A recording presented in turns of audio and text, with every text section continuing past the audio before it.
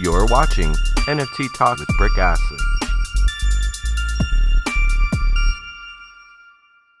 GM, welcome to NFT Talk. I'm your host, Brick Astley. The purpose of this talk show is to talk one-on-one art on exchange art. Today's guest is absolutely crushing it in the experimental film photography scene and leading the way for photographers like me and others across the board. Jim Roll, I appreciate your time being here on NFT Talk to discuss your work on exchange art. Thanks, Brick. It's my honor. Absolutely happy to be here. Hey, thank you so much.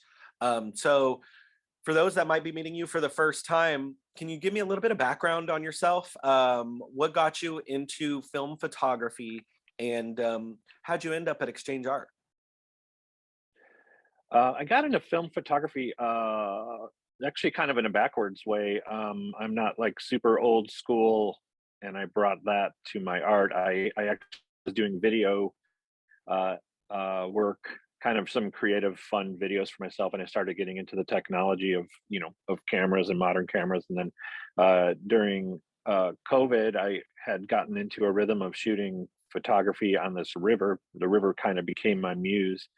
A lot happening on this particular river, and I began shooting it video, and then I started falling in love with stills, and then it just kind of went backwards. And then suddenly I started photographing it with film, and then I really just hit my stride. And then it led to film double exposures, and eventually film soup, which we'll talk about, I assume, in a minute, where I began to treat the film with foods and stuff like that. As far as coming to exchange art, it really has become my home. This is, I was on last year in 2021. I actually came into the NFT universe through Tezos and Hicket Nunk, and kind of some punk vibes going on there. And around in November, December, my friend BB Poison had started telling me about Solana, and so pretty much right at the start of the year 2022, I got onboarded onto selling on Solana, and then almost immediately I started seeing in some, like, the Nightman is a collector on Solana, and I think in his bio it said, like, ambassador for exchange. I started seeing exchange, and almost immediately upon me coming in, they brought in their auction feature, and then we were just off and running. So I've been on pretty much on exchange since, I'd say, late January, whenever they brought in their auction feature, and I haven't looked back. And there's just I love it in so many ways. What does it mean to you to go from these different blockchains, and then you come over to exchange, and then all of a sudden it's just absolutely like world domination? You're just crushing it. Can you talk to me about the feelings of maybe some of your first sellouts? Sure. I honestly, I was super lucky. My very first ever auction on Solana, it got bid up to about 3, and at the time Solana was worth almost $200 a coin, and so it was just really a wonderful thing. BB Poison, the Nightman, a few of the higher known characters on Solana got me, just up and running, like, on the fly. Probably my greatest moment, though, where I really felt like something special was happening for me, and for which I'm really grateful, is I had like an all-time high. I forget, an anonymous bidder threw down a six Solana on a piece. And Solana at the time was worth about 150 each, so whatever that is, it's a fair amount of money.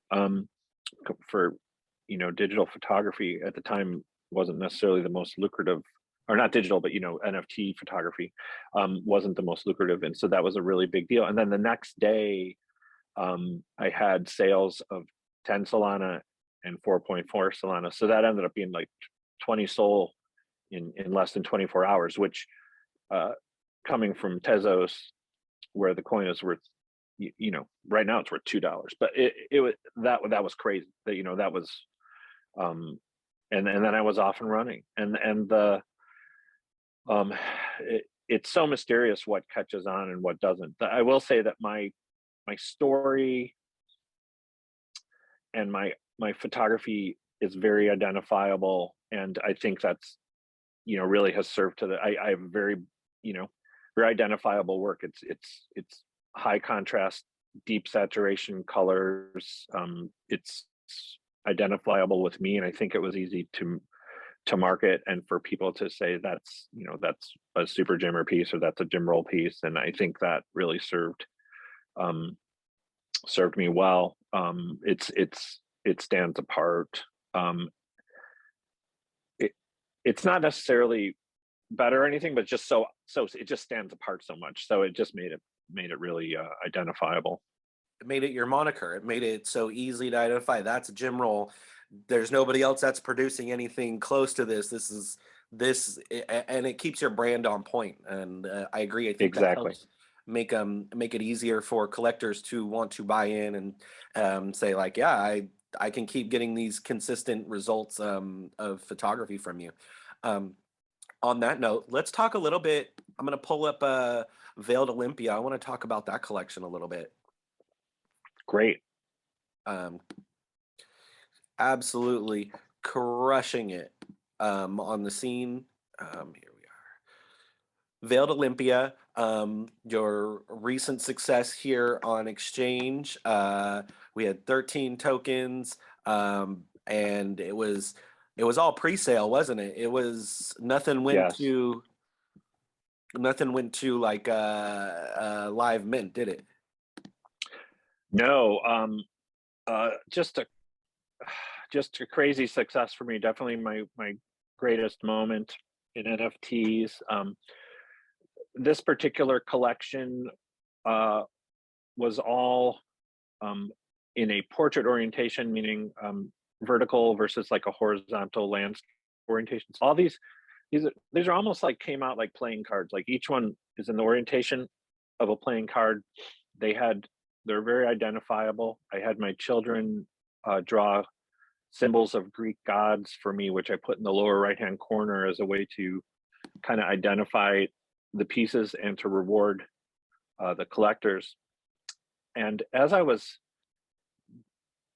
and the theme here for me was this: I always deal with kind of alternative realities, and one of the great alternative dimensions or realities is the realities of the gods. It's, you know, Greek gods are one of the oldest um, you know, symbols of mythology and alternative ways of seeing things. So we gave this kind of the theme of being on the precipice of the underworld. So you're kind of half on Earth and half in the underworld, and that's kind of the vibe I was going for. And then as far as selling it out pre-sale, I was in a space with A2K, one of the co-founders of Exchange, and he said, you know, are you going to take offers? And I had been not struggling, but really mulling over how to release this collection. And I came up with this, you know, elegant or exotic scheme where I said, hey, I'm going to put these up for pre-sale.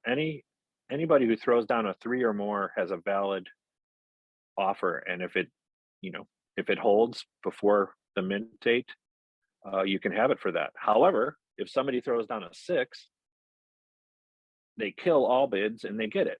They kill all offers and they get it. So that a 3 or above, you're in the running to get it. A 6, and you buy it outright, and nobody else can take it from you. Um, 3 pieces, I kept the upper limit open. So 9 of these pieces, a 6 could kill it. So almost like a card game. 1 piece went to the Ministry of Art, which I'm a member of, and 3 pieces had no limit. And somehow it just built energy. And before 3 p.m. on May the 4th, when it was supposed to go live, every single piece had sold. Almost all of them for 6, 3 of them for more than 6, and maybe 1 or 2. Somebody got a nice deal around 3.5, but it just ended up being incredible. And, you know, for experimental film photography to have a pre-sale bounty of 72 Solana, I just was over the moon.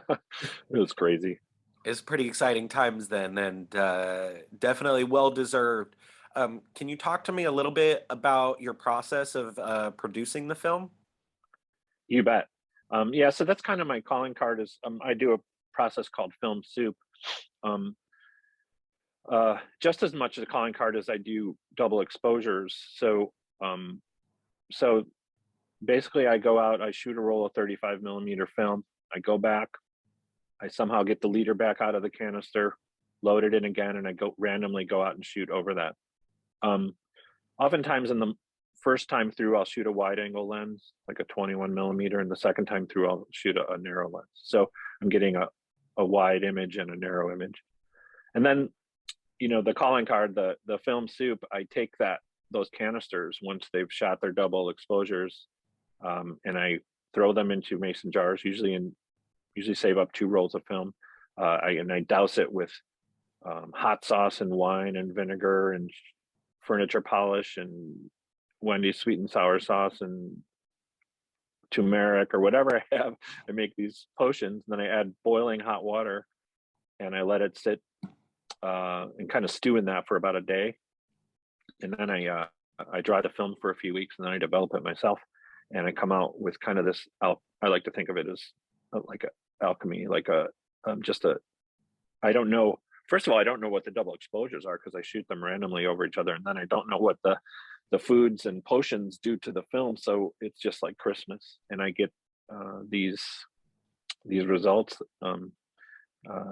that they thrill me, and that's the main thing. So I really love it. It's really fun, and then when I'm able to kind of turn those into NFTs and share them with others, and the fact that people are connecting with it is wonderful. Hey, thank you for So that. I that's appreciate my that. process. Appreciate learning about the film soup process. Really appreciate your time being here to talk about Veiled Olympia and a little bit of your background. Before we part ways, do you have any final kind of comments or advice for any new photographers or any new NFT artists that are coming into the space? Oh, well, first of all, thanks for having me, Brick. And I really, truly do love Exchange. So I just wanted to say that I've gotten so much help from the staff at Exchange on my work. As far as, uh, I think it really is a be patient thing as far as for somebody new. Like I really was, you know, I for me, I was doing very well early on, but I was really selling pieces for about 1.5 if I was, for a while, like, and it was 6 or 7 pieces maybe. Um, and one day it just jumped up to the 6 range. Um, and I had no control over that. All I did was consistently try to produce, um, you know, quality work and to keep a good attitude. Um, the only other thing I would say uh, is I'm finding I heard John Lay, who's one of our main, artists on Solana, talk about like having good art. He had good art for years, but he learned how to market it in recent years. And I feel like I'm learning that. Like in my case, having a rhythm, giving people a rest after you sell, and not just coming up with something else and kind of pounding the market. Like kind of pacing when you release things and maybe doing it real thoughtfully. But um, that's about where I'm at with it. It's a little bit of a mystery. I'm very fortunate, and I don't quite know what I did to deserve where I'm at now, but I do have a good attitude, and I try and like at least try and stay positive and produce good art. And I think that's the most we can really do. But definitely have fun. Like this thing is supposed to be like creative and fun, and that's the way I try and approach it. Patience, creativity, and keep it fun, as well as learn how to market. There's some great tips. That being said, Jim, I really appreciate your time again. Thank you so much for the interview. Look forward to having you back again. Maybe come on when you're getting ready to drop. We'll talk about some of the newer collections that you got coming forward. That'd be really exciting. Thank you, Brick. Hey, thank you. That being said, be kind to yourself, be kind to others, and be kind to Mother Earth. Do a little bit of trash pickup if you get to go outside and touch some grass, because without her, all this crypto, all this fiat isn't going to be worth anything. Always, always GM.